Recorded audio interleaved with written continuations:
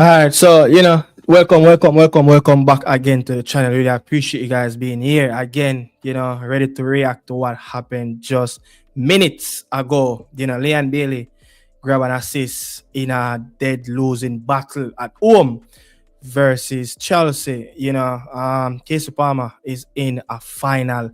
Let's see where that one goes. Yeah, let's see where that one goes, man. Tough times for Luton Town, even though they have a little bit of success in the domestic cup competition for them as well, with their newly appointed Jack Wilshere at the helm. And also, Marseille and Greenwood bite the dust in the cup. Another one again. Yeah, another last on the throat for the new incoming coach, the Senegalese, Baye. What is going on the back of Roberto De Zerbi is not at the end anymore. Will this season be the last for the young Englishman in south of France? It's a very sturdy time at this moment if you're a Marseille fan. It's a very rough moment if you is a Mason Greenwood fan, even though the goals are going into the back of the net. But you can see a bit of the light dim a bit in the room around Marseille Football Club, where a bit of controversy, surround the club, with the hierarchy, with the sporting director, with the owner, the previous, coaching staffs, so many stuff is happening at this moment, and the fans are not having it at this moment. Good to see that, you guys checking in as usual. Really appreciate you guys, respect to everyone checking in. Let me see if this audio turn up. Yeah. So, good to see you guys checking in as usual. You don't know, just watch loads of games, ready to discuss. Let me know what game was the most entertaining game that you watched earlier this in the hours that just finished. Yeah. No United game just finished. Luton Town game just finished. Probably like 45 minutes ago. Leon Bailey, game finished just probably around an hour ago. What was the big moment of the day for you in the world of sport? Glad to see, Television Jamaica catching up with Javan East, speaking with, around the unrest issues surrounding with him. And Israel, Trevante Stewart, man, saying safe and sound, not moving a pin. Yeah. But I think it's two different places, both players are. When you look at the city where Trifante is supposed to locate, where his club team locate, it's more of the northern side of Israel, and if you look where, Javan is, where he was located, expect to be located where his club located in that city, Ben Sheva, they are more of, the central west era, so everything is coming over that side, but it's not too far, from the action pack that is happening over in the Middle East. Jordan is just right there from Iran. Everything have to come across to get into Israel, but hopefully, everyone across, the country, can be safe. Hopefully all Jamaicans around the Middle East area can stay safe for now. You understand? But the games, what a wonderful game that just ended. The United game, man. I mean, that was a remarkable goal from Osola. Such a fantastic goal. I think he could have used Maguire, a bit more by going dribbling ahead. Players were running, towards him, but I mean, he used Maguire as a decoy very well, with that goal. And to beat United, is on top of form. Carrick first, last, in both tenure at Manchester United. 2-1, big result for Newcastle at home and, against United, but wasteful opportunities for United. And City fumble. Yeah, they're on their knees at the end of the 90 minute. Yeah, almost got that third goal of the game to get full 3 points. But Forest say it's not your day today. Understand? Big win. Deflection goal at the Amex, getting the full 3 points from the Gunners, extend their lead to 7 points, with one game play more than City. And also, man, what happened at Aston Villa? yeah, like what happened at Aston Villa? Such a bright start, with courage, dignity, everything around that game. That's how you want to start a game versus one of the top boys in the Premier League. I mean, at home, very bright start.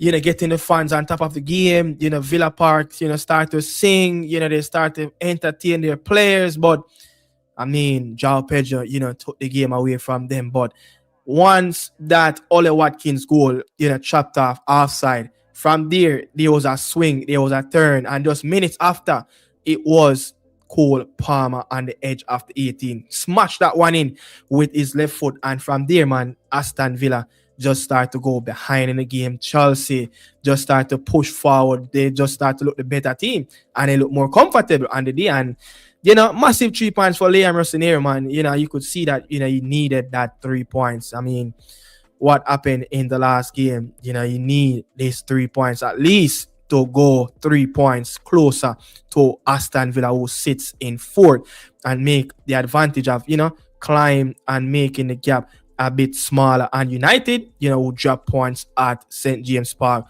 And Liverpool, what a way, to last that game yesterday. You'd have seen Aston Villa drop point, so the race for top four is right up in the mix. Yeah, it's right up in here. Who will get top four? Will it be another 5-16, going into the top competition in Europe from England? Let's see what will happen the end of the season. But the game that just finished around an hour ago, I was, keenly watching that Kasey Palmer game, at home versus Northampton. He didn't start in the game, but the game, to be honest, that game was a scrappy first game. Scrappy first half, I must say. And the midfield was really crying out for someone that, who can take risk, someone that who could actually take, control of the football, take a bit of pride, in the middle. I mean, the ball was like a hard putty, for both teams in the midfield. Kasey Palmer came on. He didn't really help the midfield. Yes, they gave him a few moments in the game where he actually could drive, towards, defenders, the midfielders, and 1v1. He was very poor. His passes were very poor.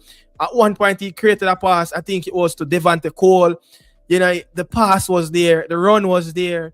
And he just passed the ball, lackluster to the defender. He was so lethargic. He was so slow, sluggish. Like he just didn't want to play that pass. And if that one probably, passed a bit better to me, maybe Devante Cole would have slapped that one out and see Kasey Palmer in around the score sheet with the assist. But didn't have a best of the best game. But recently, over the last couple of games, he's been sitting on the bench for Jack Wilshere, and let's see if it will continue into the weekend, even though it's a cup game. Yes, he bench, I think, one of the league games. But let's see what will happen. Their final will be, I think, April the 12th. So I think a game or two right after the international break, they will be back, and they will be back in action, in the EFL domestic cup competition versus Stockport County. Let's see if Marseille can get around someone that who have played 5 games in the same competition, didn't feature not once in the semi-final, but scored 2 goals.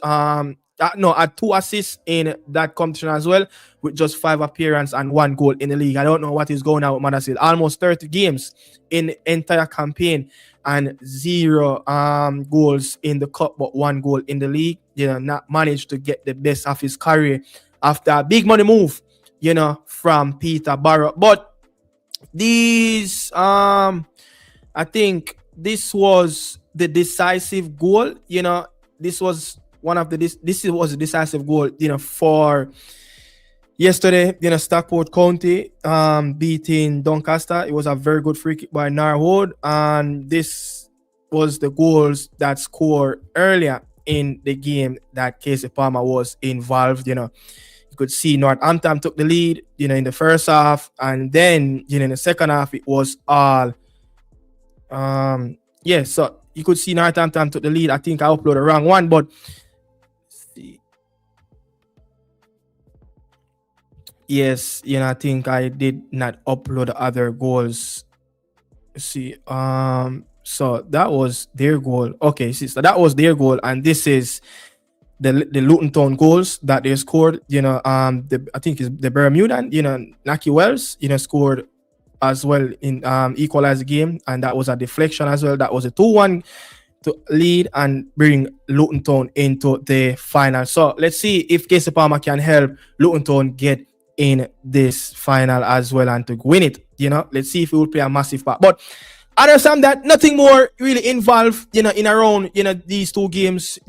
Players was very, very, very, very, very lethargic in the game. He was very poor.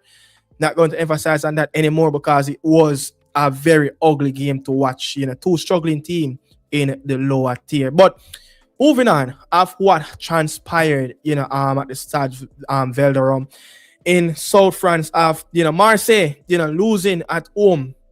Another loss on the shot for the new manager post Roberto De Zerbi exit. They think they win like one game in the league and they lost two already. One in the league and one in the cup, so they're out. And this same competition early out in the rounds when Paris Saint-Germain entered the competition, Paris FC knocked them out, and there's no Paris Saint-Germain in this tournament.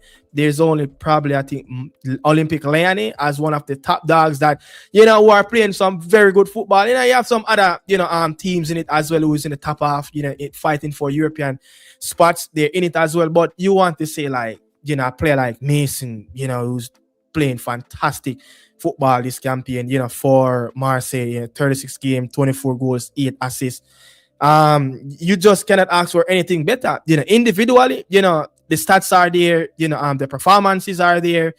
You could see that, he's been a better player, than last season. I think Roberto De Zerbi have worked on the player massively, the start of this campaign. You talk about it, the back of the 24-25 campaign that, he needs to be a bit more of a team player.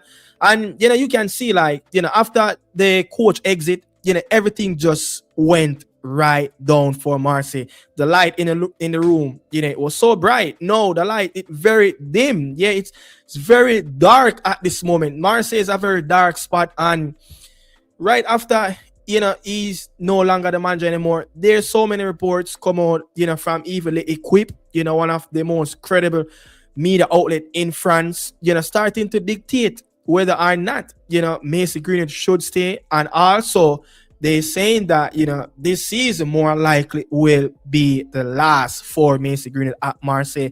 And, for the team, let me pull up the league table, that Marseille at this moment we're at in the league. So currently they are in fourth, Olympique Lyonnais, jump past them 2 points above them.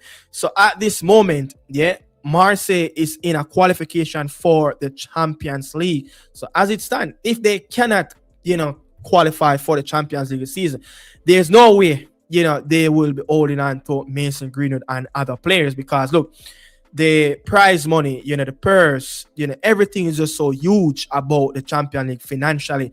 It will, be a big gain for this football club. But how they going to pay, these players, who want big wages, players like Pierre Aubameyang, so many players and very fat wages. So how they going to pay, these players? It's just not going to work. So I'm more looking on, Mason and the way out.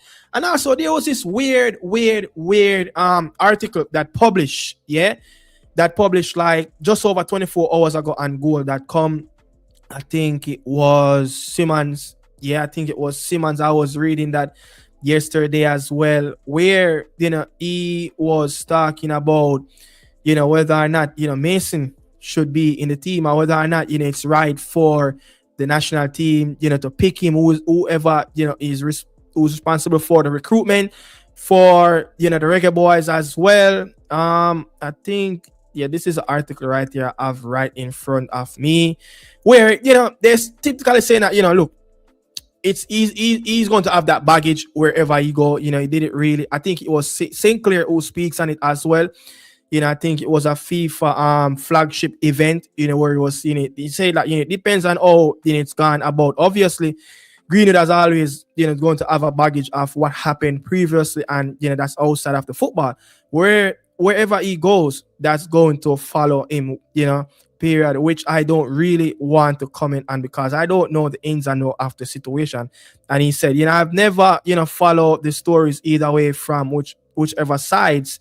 So it's not something that I can comment on as well. But I have been in a situation where I decided to play for Jamaica, when they qualified for the World Cup in 1998, but that's when I was asked to play. I wasn't asked to play in qualifier. So it's a little bit different in this situation. But at the end, at the end of the day, Jamaica will make a decision that makes them, if they do get it right, look, they will see, probably a Mason Greenwood in the national team.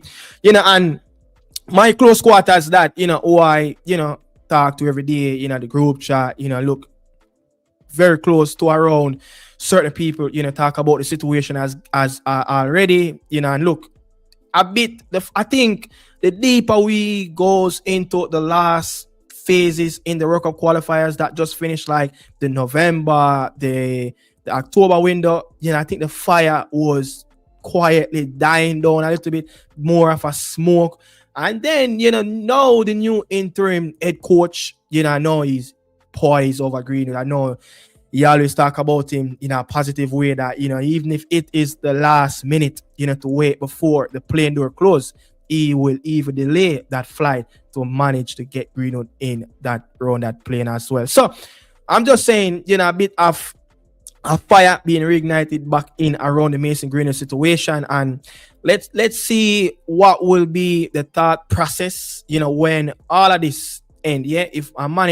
If we manage to qualify for the World Cup, that will be a bit more easier. That would be a little bit more easier for the negotiation process to go forward and actually, try to get the MG10 in around the national team, which I think, he is the only special player, I think we can attract. And if you really look at it, with all, our people and like the government body that run the football, JFF, I think, look, things are not been, not been perfect, over the years. But if you really look at it, if this was another team in this region, say, probably three of the big teams in the region, Mexico, Canada, USA, even so, say, the US men's national team, they would have get this deal over the line already, because the pedigree, the infrastructures, the financial, backing as well, and what they can offer, and the coaches, the players that they have, and just the way how they go about their business in a more professional manner way. Not saying that the JFF don't act professionally. Yes, they do at times, or try to do at times, but we more only can talk about some of the dark things that happen in around our national team, the federation. But again, I would be looking at a Mason Greenwood more, representing the US men's national team if he was eligible, and that and our Canada are don't even saw the L3s, the boys that wear the white shirts and the green top, the away black, green, and white strips as well. But I don't want to dive more into this because I don't think not much is in that as well. Let's see what you says, bless up, to O'Neal Williams. Yeah, bless up yourself. Moving on away from that a little bit. Yeah, moving on away from that a little, the Mason Greenwood effect of what happened, at Marseille, don't think, the situation is favoring the English men at this moment. See, let me pull up something.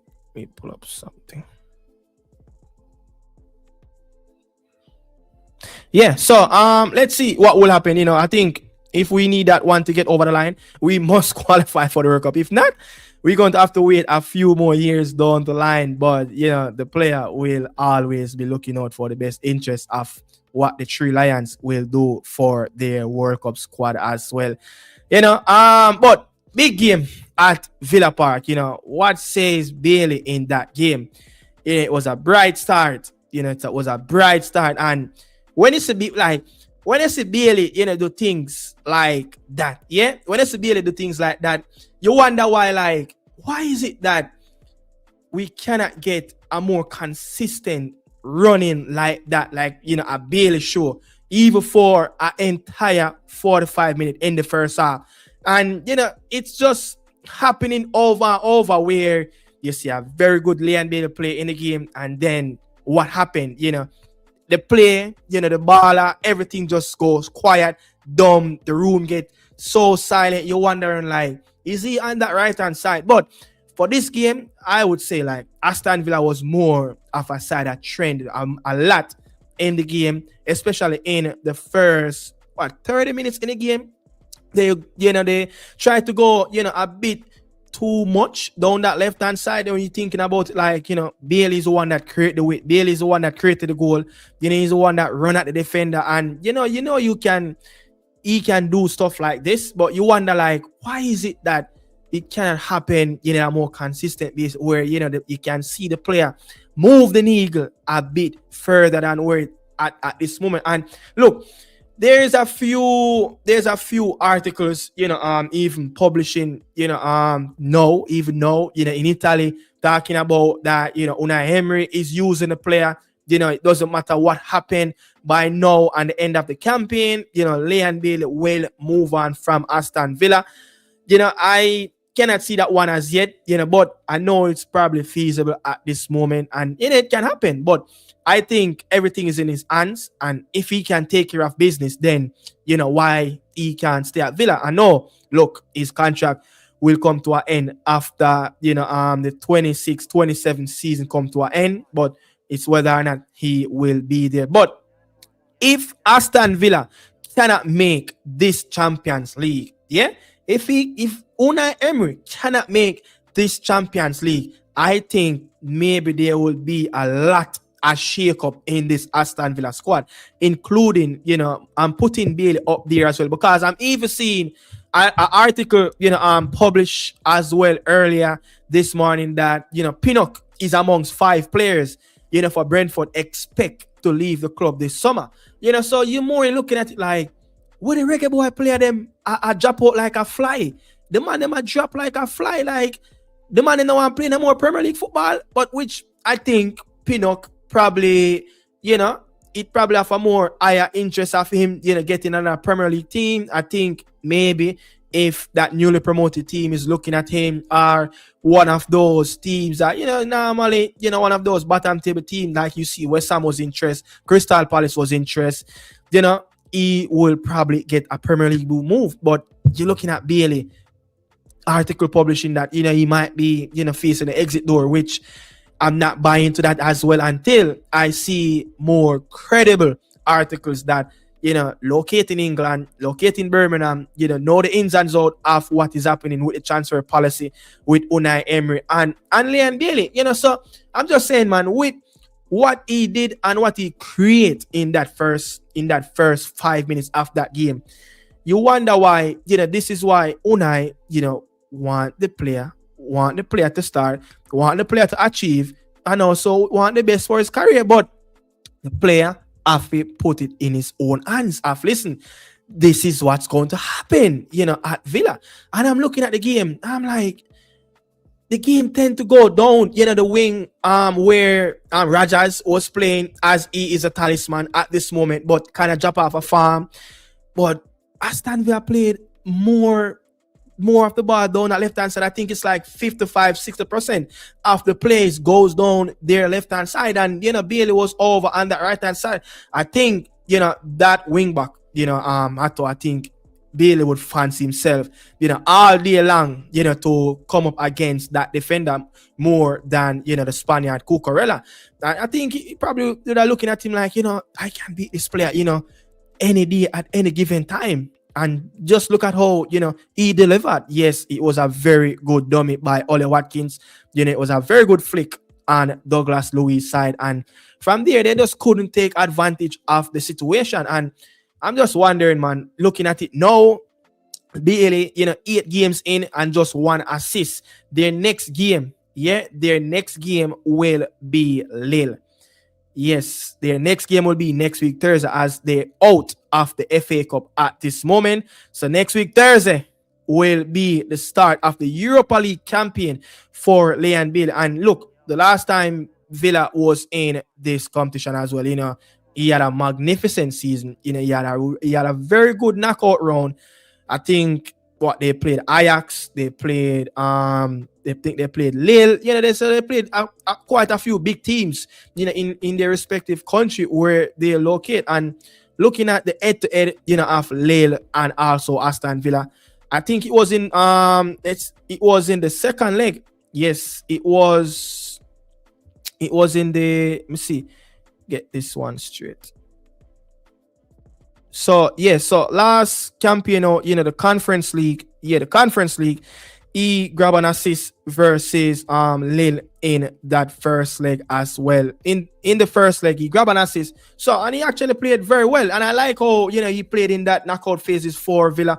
And you banking on him, like, can he take charge? Can he take opportunity, over these other European teams, which the run-ins, the competition, the competitiveness, it's not going to be so tough and energetic, like what he faced, week and week out in England. But I'm banking on the player, to come good, in the Europa League. Let's see if he will live up to this task, which I think, if you remove the Champions League, which I don't think he managed to get, the best out of his ability in the Champions League, either for Leverkusen or, Aston Villa. I think he tend to weaken down a bit, in European competition, the top competition. But Europa League conference, he tend to play and tend to perform very well, coming from his young days at Genk and Leverkusen and now at Aston Villa. And listen to Unai Emery, speaking in a few press conferences, especially the build-up for this Chelsea game.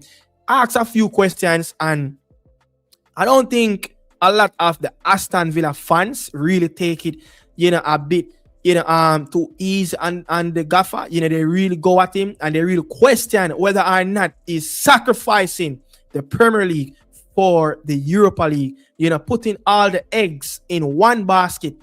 Is it that possible?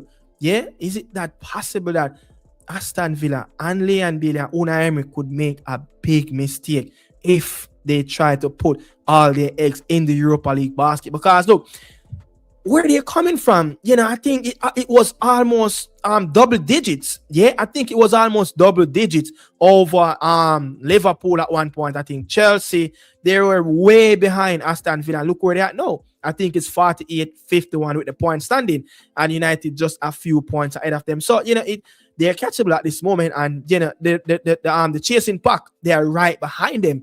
And if they don't pick up their sacks, if they don't manage to get some wins, I think it will be curtains. And look, right after the Lille game at Old Trafford, they're going to play Manchester United in a very important game. So if you look at it, they lost the derby game against Wolverhampton.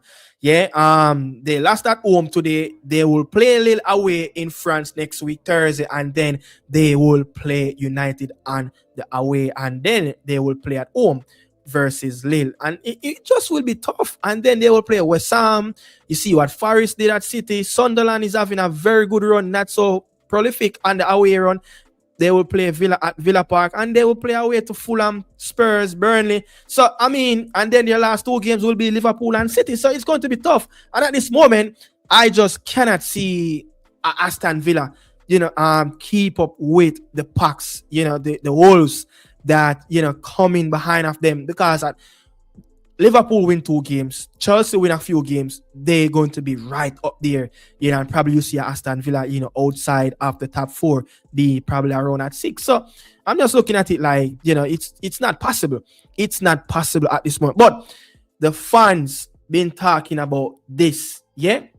The fans been saying, is it the worst swap move in the transfer window for Aston Villa, where you have, a Marlan who is scoring 6 goals in 7 appearances, yeah, for AS Roma, grab a goal as well over that big, big clash, Champions League game, versus Juventus, where they're fighting for that Champions League spot. He scored, and if you look at how, they're using him, if you look at how Gasperini using him, that's similar, and how Gasperini probably want to use Leon Bailey. But come on, people, you know it. Leon Bailey and Marlon are two different type of player. One player is more of a finesse, and which is Bailey more of a touch player.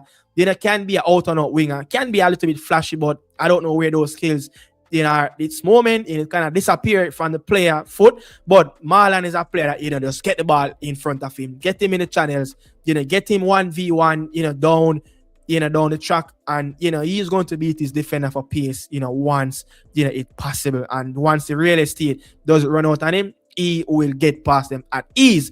And if you look at some of the goals, especially looking at that goal that he scored, inside of the Stadio Olimpico versus Juve, it's running behind. It is a quality. It is a pace that get behind, the Juventus defenders. And Bailey, with him, it wasn't going to work. That type of, situation, the position, how the player style, I think the Roma players, they have too much of Bailey's in that team.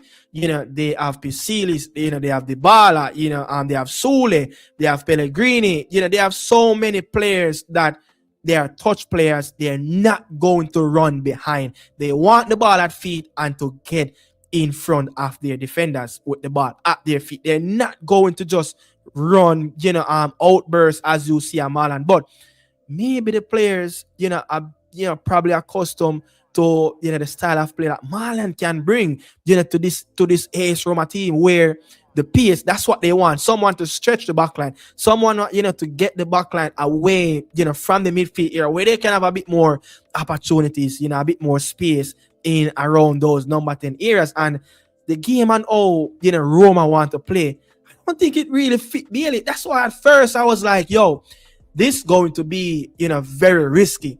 It could have happened, it could have worked out, but it never worked out, and it always going to be that risky one. They just play too narrow. Gasperini teams is a bit too narrow, and that's not going to suit Leon Bailey.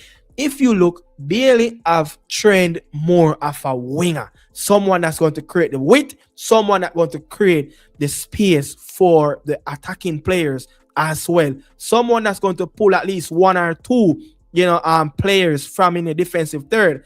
And when you look at, there's so many, times watching Bailey for Roma, and is either on the left, is either on the right, even if it is the Brazilian, Wesley, whether or not he's playing as a right wing back or a left wing back, he's getting into Leon Bailey way, and Leon Bailey is getting into his way, because in Italy, you guys know, the three at the back is a prominent formation. It's a prominent system. It's something that probably, Italian football, really develop in the players, really groom into that as well, to play three at the back, to sit very deep as well. And if you look, Bailey is at the touchline. One of the wing backs, is on the touchline. If you look and the Villa team play, even that very good season, 23-24 campaign, when Bailey is rubbing the line, you will more see sometimes a Cash who is getting inside, being a little bit distracted,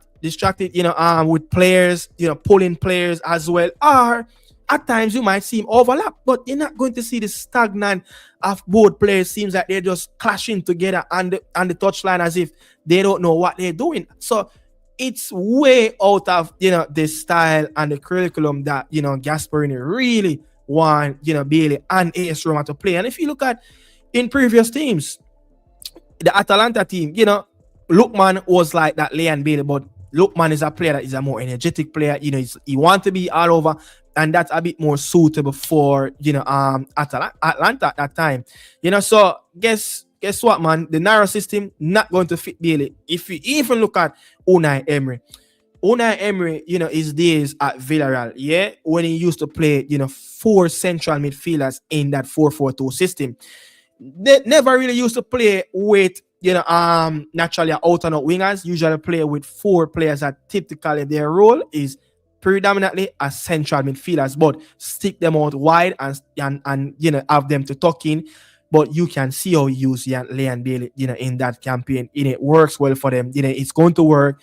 The football, it just cannot be too clustered in the Premier League. You're going to need someone that's going to create the space. And if you look at it, Bailey have done that very well, versus Newcastle as well, where, get so many opportunities, going 1v1, 1v1, going at defenders, isolated. But my big issue with Bailey, I just believe that 1v1, you don't take those opportunities, very often. Too many times, it seems like he's a bit scared. Is it that, he don't trust his body, or, his body just cannot cope at this moment for be going, constantly at wing backs. But as a winger in the Premier League, if you cannot get your body up to that standard, if you cannot compete, at that level of constantly going at your wing backs, constantly attacking, constantly on the go, you're just not going to, be useful, in the Premier League. You're going to be in and out of teams, and then what's going to happen? You're going to just find yourself just phase out, of different teams, or you get transferred, and it's going to repeat itself over and over. So I'm looking at it where, they're saying that it's best they did keep Marlon. But again, you see Unai Emery try his best to kind of ease, Marlon in that 4-4-2 system, playing him alongside Ole Watkins. But guess what? Both players are the similar, playing a 4-4-2. You're going to need one of the wingmen, that's going to tuck in. You're going to need one of the wingmen that's going to create the width. One of the either forward, you're going to need someone that's going to, create the balance of trying to play as an out and out 10 and a 9 in the same game. Someone can drop in the space, allow people to run over his shoulders, allow his striking partner, to run at his defender and create the space. But guess what? Time and time you see Marlon, Watkins, they are running in the same channel. Aston Villa don't have the player, again, when defenders are midfielders, they pin and Tillman, you're not going to get that from Abubakar Kamara or Onana or John McGinn.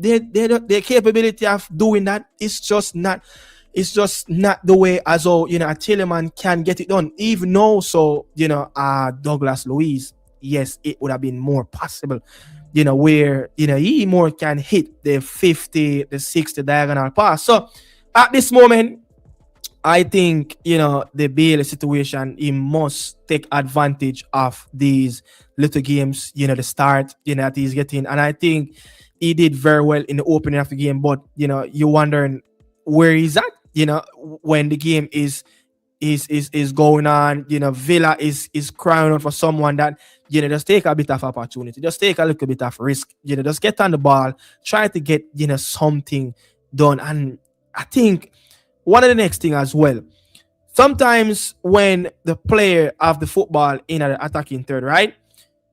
I think the ball is too much like of a hot putty on his foot. Like, you just want to get rid of the football. And I don't know if because, he came back and, he went out and he went away from the team and he's trying to, to do his best, making the simple passes. But time and time, even, must say, even look at the goal that Ole Watkins scored. Yeah, I don't remember who gave him the ball, if it was Rogers or one of those midfielders. But Leon Bailey and someone else was on that right-hand side where they created a 2v1. But he went and he decided to make the more challenging pass where Ole Watkins slightly offside by some centimeters. I would probably think that, look, the pass on the right-hand side where Bailey and the Aston Villa player created a 2v1 in that situation, yeah?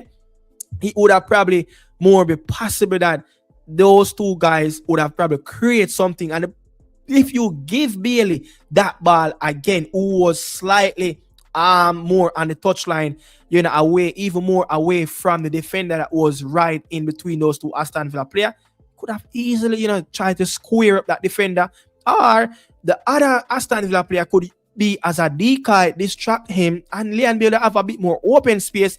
And if he wanted to lash that one cross to Watkins, he would have been right there on the back post. But again, it's just that, bad decisions makings, they're not making the right decisions at time, including the player, in few games, you get some open pass to hit some true pass, and you wondering like, Leon Bailey better than that. Yeah, Bailey as a baller better than that. When you see him make some little rocks pass, you're like, yo, I know him that. So it's just not going, the way, for Bailey, at Villa at this moment.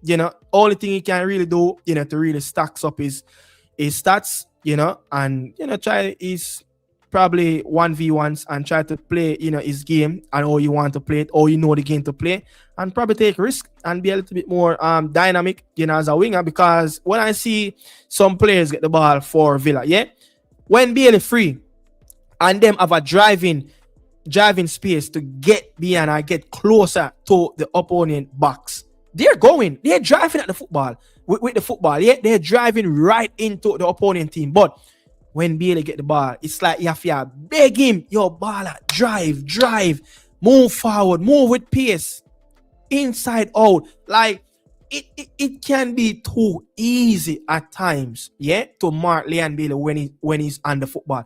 When you're looking at a left footer like Ian Robin always make your knee and your ankle moving two sides, north, east, west, and south, yeah, always a move right around. And you're wondering, like, where he's going to go. And him only have one left foot. So he's going inside out like a snake. Inside out, zigzag. And you just don't know what he's going to do. He's unpredictable at times. And Robin is so deadly at that, running at defenders inside out. And you're wondering, like, yo, when are you going to really master, a craft of trying to get past the defenders?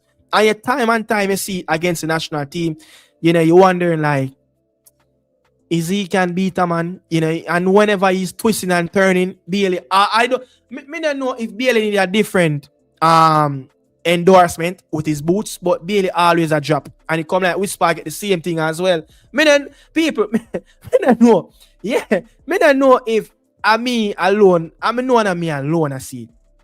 He make assist today and Bailey skin over like a young chicken on the floor. Like as Breeze box him drop on the floor. Like, yo, Bala, I want you need them. Your legs them weak. Like Jaja Yod. First assist, for Leon Bailey. First assist. Let's see. He should never play in the Prem again. League One too easy for him, it seems. I think that goes for Mason Greenwood. And yeah, talking about that, I cannot see a Mason playing for Marseille without the UEFA Champions League. And I cannot see a Marseille having some of these players in the squad without a Champions League. Financially, it's just not going to work. It's going to take a lot of strain, and their financial bookings as well. So let's see what will happen. But I just think that Spanish League is calling. Yeah, I think the Spanish League is calling back again for Mason Greenwood, and you want to see him. You want to see him be competing in the same league. With a Yamal. With a Kylian and Vinicius Jr. That league is where some of the young guns are at this moment. When you look at the next superstars that probably can bring the game to the next level, for the next 10 years, you're looking at Kylian, you're looking at, Yamal, you're looking at a Rafinha, someone that, who buried himself to win competition. And look how devastated he was, after the final whistle versus Atletico Madrid at home. He want to win these games. And you know that scoring goals, assists as well, getting these cup competition, it will help him in around the table as well to get in around the Ballon d'Or. I surely know Rafinha want to get there as well. You understand? So Marvin Ferran, big up yourself, of course, brother, big up yourself as well. Leicester City want Bailey back when he was at Genk. Wow. There's so many clubs really want Leon Bailey back then, and I'm looking at it like, looking at this. All right, so Leicester fan, you said that Leicester wanted Bailey back then when he was at Genk, right? I think that around somewhere just before he went to Bayer Leverkusen, probably around 2017, right there. Yeah, let's say probably 16, 17, right there, where they really wanted him.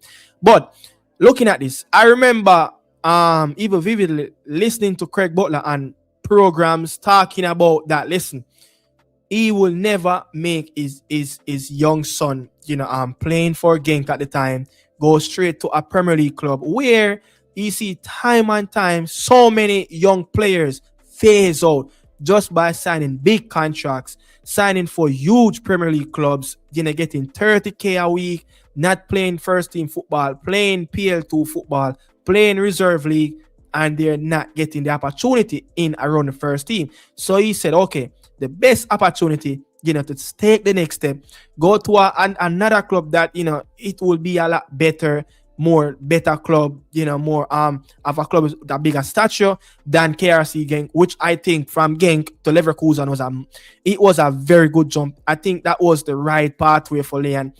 Looking at the youngsters that Leverkusen has developed over the years, and looking at the squad that they inherit at that time, they were challenging, for top four, actually, challenging, Bayern Munchen in games as well in the Bundesliga. So it was that ideal move for Leon. Why is it that Whisper, get the big break from Kingston College, from Phoenix Academy straight into Chelsea? That was a perfect opportunity. And I think that in Whisper situation, I mean, that would have probably be a more, risky one. But again, it would have been the ideal situation where Whisper would go into a Chelsea team, coming straight from the academy in Jamaica. It's not like Whisper is coming from a youth academy in Europe, where it would have been more, likely that going into our next team, he will get more games. But he got the break, he got the move, and you're looking at it like, why is it that Craig Butler feel like a move for Dujan, to go to even a Leicester City, which I think, if you look at the whole squad of Leicester City, you're looking at Jordan James, someone that before injury lately started score goals, for Leicester City. Bobby Reed probably was Leicester City best player in December, scored like 5 goals for them in that month. The two number 9s, not so perfect, but the two wingers, they're being influential. I think they play through them very well. And you're like, okay, Monga is still at the club. They brought in another youngster from City, which I don't know if they have that idea of they looking at that youngster at City. Where will it be possible for Whisper to start in that Leicester City team? Ideally, I see, young Whisper moving from Chelsea, going into Leicester City. It's a very good move, but in hindsight, looking at the players who played in his role, the two number 9s, any day, any given, fixtures in the championship, at any given point, fighting for the playoff spot or fighting to save your life in the championship, any manager, they're going to start a Patson Daka and a Jordan Ayew over Whisper in that number 9. So remove that number 9 position. Looking at the 7th position, which is MVD, and not Fatawu, and 11 is MVD. Looking at those two positions, the wingers, ID looking at that. Would Whisper go right into Leicester team and go right into the starting 11? No, because Fatawu is the most prolific player for Leicester City. As much as, Leicester City fans and the coach would want a little bit more from MVD, on that left-hand side, he wouldn't go right into that team and start over either one of those African, decent players. You're looking at it like straight up.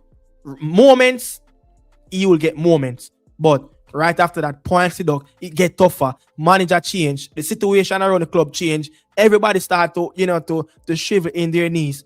Now you're seeing a youngster facing a tough game. So these things are, things that can happen. And these things in the EFL, around the league, it is like a volcano. Anything can erupt at any given time. So I'm looking at it like, reason why players go out on loan is to get games. More likely to get into one of those starting positions. Whisper never at any given day he's going to go into that Leicester team and get game over Jordan James or a Bobby Reed or none of those wingers are number 9. Even though if they're on their worst day or on one leg, it will be impossible for a coach to start Whisper. Is he have the potential? Can get into the team? I believe. Can he fight for a position? I believe. Him have the quality? I believe he can do so. But ideally, you want to negotiate loan deals to wonder, you need a player to be guaranteed a lot of minutes. I don't think Whisper going to be guaranteed a lot of minutes by now at the end of the campaign. It's not going to be possible. It's just not going to be possible for me looking at the players that they have, the situation. It's just not possible at this moment. You understand? So, bless up yourself. 876 Jam Rock. You understand? Bailey, this is done. Tell him to prove me wrong. Look, I cannot argue with you. Yeah, me can't argue with you, brother. When you say Bailey is done, tell him to prove me wrong. Bailey have a lot of people to prove to right now at this moment. Craig Butler can't come out and say Bailey needs to prove to nobody because he make it to the biggest stage. Like getting his player into the Premier League. But getting into the Premier League is one. Getting into the Premier League, you must try to be consistent because guess what? The money that available in the Premier League, it's not really available nowhere in Europe. Tell Bailey, go again and sign for a club in Europe where you're going to get £6+ million annually on his paycheck. Yeah? That will never happen as less he might go far east over Asia, somewhere in a one of those Chinese country or somewhere in one of those Arabic countries. Yeah? It will just never happen. And I think his stocks are down at this moment. His chips are down. Can it go back up? Can he rise up back that stocks? Of course. By having a next wonder season again, like in 23-24. But I don't think it's conceivable at this moment to Bailey to get one of those seasons. You just don't know where those goals are going to come from, where those assists going to come from as well. You understand? So it's just not possible. Straight off the back, in different games for Bailey to really to produce.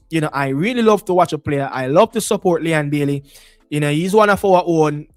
He's coming from the grassroots, and you want him to achieve. But at this moment, sometimes you just have to speak the reality. Like, listen, bro, it's just not happening at this moment. Something has to give. Yeah, something has to give for probably you to go to the next level. And you're looking at him, a player that by 1997, probably around 27, 28 at this moment. Yeah, should think he's 28. You're thinking this is the next step that he should be making for Aston Villa, especially looking at it, less than 18 months left back on a contract at Villa.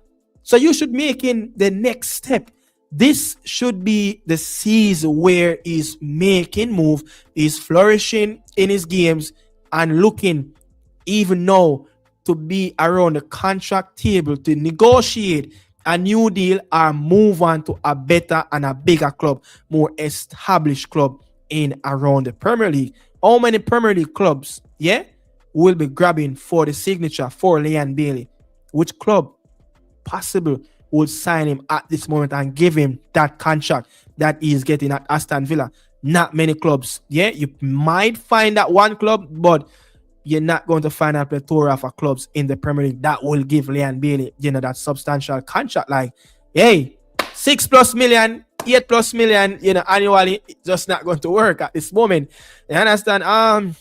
It is possible a few Leicester under 21 players will play for Jamaica one day. We have 5 youth players of Jamaican heritage. I think I heard about 2. I'm going to have to dig a bit more and find those 2 players as well. That's something that I really want to do, and I'm taking the time out to really, gather some names that some teams have some academy players, in their ranks that have heritage players for the national team as well. That's something that I'm taking my time to get some names forward in around my notes.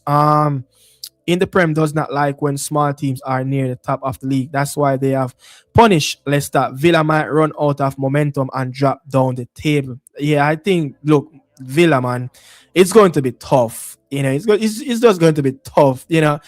Chorus, the system doesn't fit his style. Yeah, I know you're talking about the AS Roma and, Piero Gasparini. It's just not nowhere near, Leon Bailey's style of play. It's too narrow, man. It's too narrow. It's not going to allow the player to flourish. He's scared of being tackled. Nah, I mean, Bailey can't be scared of tackle. Bailey can't be scared of a tackle in the Premier League. Man, I got put it on you, bro. Man, I go bust your lace. Man, I go take your ankle out of the socks. Ankle soup. You understand? Elite Sports TV, bless up yourself. Salute. Salute you, my brother. You understand? I want him to play striker personally. And will he get the opportunity over Ayew or Daka? Look at the last game. Jordan Ayew coming back after a little small minor injury. No, he wasn't 100% fit, but Whisper couldn't make the bench.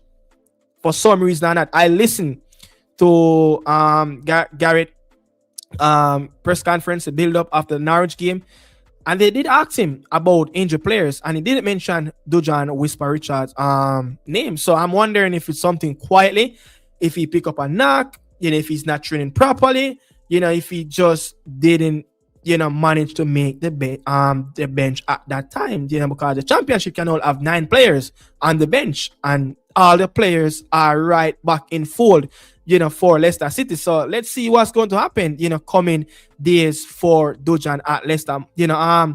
My number 9 should be able to use both feet. That is a good standard as well, for your number 9. The point deduction putting us in the relegation battle as injured is minutes. It's possible he might play against Sheffield Wednesday. Maybe that would be most likely. Sheffield Wednesday is the next game for Leicester City. Sheffield, their next game will be at Portman Road. Bro, it's not even going to get even easier for them at Portman Road for a team that's 4th, playing one of the top team in the championship, who have one of the best home record. I think they're in the top 5 of the best home team in the championship. So it's going to be tough. After that, the next 2 games will be at home to Bristol and QPR. Look, I just cannot see how the minutes going to come. Probably 5-3. You don't know. Our injury going to come and get in play and allow the player to get back in. But I'm just saying, whenever that day come, which I think it will come again, I think it's possible you will get some minutes somewhere before this campaign end. Just make an impact. Express yourself. Probably be a little bit more selfish. Probably be a little bit more selfish and put yourself in front. And if you believe that you can get the job done by being selfish, back your talent. Back yourself. And the only thing a player can do when he's not fancy by the coach is to start work his socks off in training. Put him like I remember the days of looking at players, who out of favor, in teams. Everywhere the coach is at and around a training ground, the player is in at the coach face. He might not be talking to him, but guess what? He's right there in his face everywhere. So every look the coach look, as someone that who doesn't fit in his style of play or fit in his team at that given moment, is looking at him like you want to like, yo, brother, why you in my face? Why you in my face? But that's the thing you have to do. When coach, phase you out of games, phase you out of squad, you're not being looking at, in training. You have to be in the coach face. If there's a huddle, if there's a group talk, you're there right beside the coach. You're looking him right in his eyes. Try put some confidence in him face, in mind of knowing that, listen, me need an opportunity. You understand? And missing players do it. Me hear, big professional players as well, come and interview and say, listen, there's moments in season where the manager doesn't fancy him. But guess what? He put himself right in at the coach corner. The man's at one point, I think it was what's his name? I think it was Cuenca. Listen to an interview, Cuenca, in his days at FC Barcelona. He said at one point when Pep come out of the changing room, Pep sit in boots right I'm door. In office door, the training, the changing room in around the training camp, he's right there. He's everywhere in the coach face. Like, listen, need for play, and this is what you have to do. Take your opportunities. If the coach call on you in training, so you can impress him. You cannot do anything else. You just cannot do anything else. If you get the moment, then here goes. A Sankey must sing today, because listen, today I gonna be my day. Even if at 2 minutes, me gonna leave a spell on the pitch where it possible, resonate in the coach mind of wow, what a brilliant move, by X player. You understand? That's the only thing he can do. He cannot do anything because he's not getting on the pitch. For competitive games, for training, he's going to be there. He's going to be in around the mix. It's what he's going to do. You cannot be lazy. You cannot be lackluster in training. You cannot be sluggish. You cannot be looking annoyed. You have to be happy. As much as he's a youngster, you probably have to go, build a local leadership group by, talking to some young players, reason, show a bit of communication skills. There's so many stuff, players can do to get back in the minds of a coach just by get back on the bench. And if you get on the bench, your next task is to you can get on that pitch. It's not hard. It's not hard. Some of these things, just logically thinking, like if you're a player at that level, you should be thinking, that's how you should be thinking of getting back for that team. And I'm just not talking about Dujan. I'm just speaking something in general, so you just hope that things like these are going, in around the player mind. And I'm hoping that Bobby Reid is cushioning the player, momentum and the mindset and help him as well, because Bobby Reid is a big shield for him at Leicester City. Someone that he can talk to if he needs to get a word, get to the manager. Someone that can really get to the manager, get across his message in a more professional manner. Bobby is a respected player as well at Leicester City. He's in the leadership group, so people will listen to what Bobby have to say, So, Fire 876 say, hit the like button, people, people. As you're making your way in, man, hit the like button as usual. Kevin Gray, Jamari, Lindsay, Silky, Thomas, Amani. I know Amani and Hutchinson. Those are the two players that I know in around the Leicester, youth academy. I don't know about Kevin and Jamari Lindsay, but shout out to you as well. C_W_999, a big Foxes fan in around the comment section. Leicester won't give up on unproved players minutes when they are on the verge of relegation. Fantastic Richards will learn a lesson, football guru. Yeah, I think, as much as we know that it's tough, but I think there will be a possible way of, him getting some minutes, in this team, some minutes. I think he will get some minutes, before the season closes out. But it's how he's going to, carry himself and how his application going to be in that moment, So, Lorenzo Hutchinson is a good scoring machine, one to keep an eye on. I heard of Hutchinson and the other young men as well, Amani, Richards, you understand? But people, we have come to the end of the show. Really, really appreciate you guys being here. Don't know it's a 1 hour, quick dash as it is the evening rush.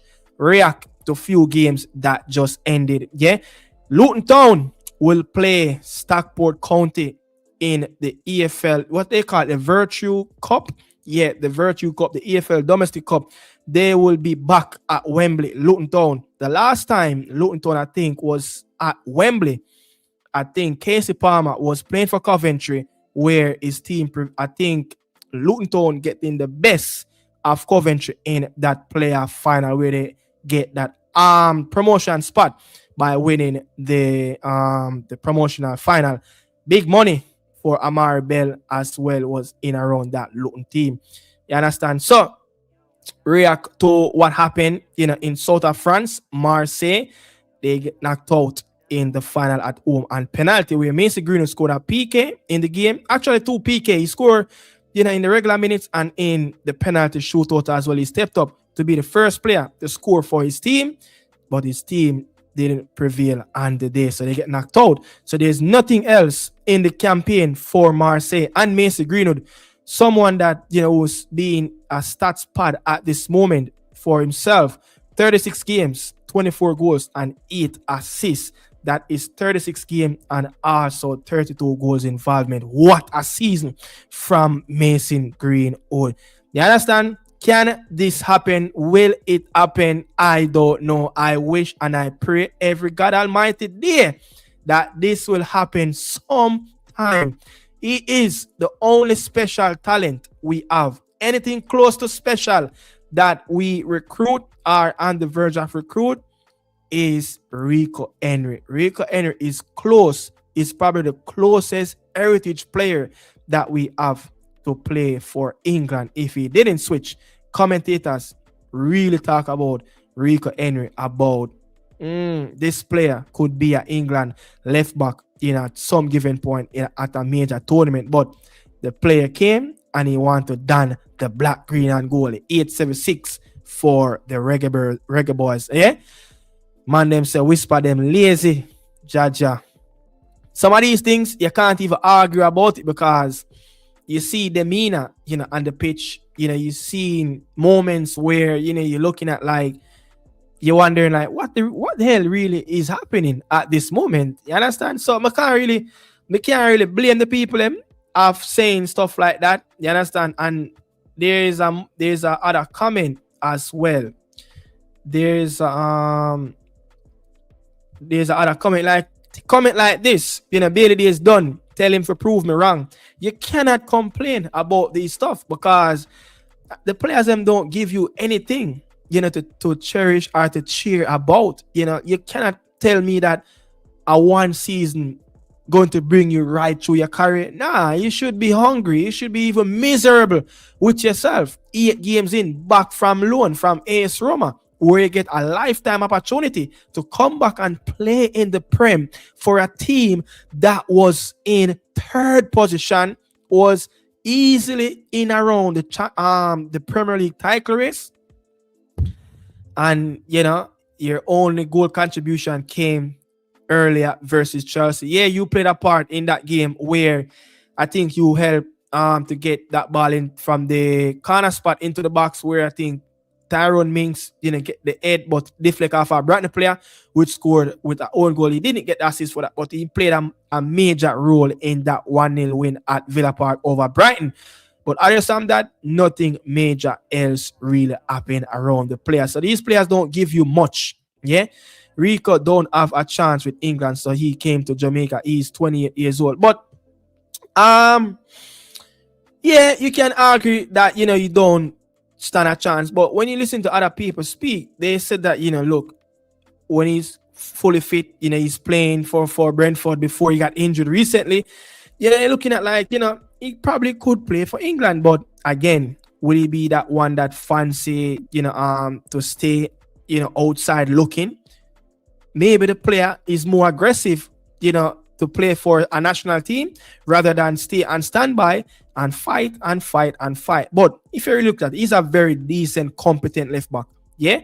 And if you probably give him probably 3/4 of the Premier League campaign to start week and week out, his stats, the miles that he's going to cover, the way he's going to defend, performances, his commitment, his passion, it's not going to be far away from the best left back. Yeah. And I just think if he can add a different side of him game, a more cutting edge to the final third, of produce a little bit more magic, more assists, because this is where the wing backs games, are going at this moment, where they have to be producing, the assists, the goals, making magical, stuff happen in and around the attacking third.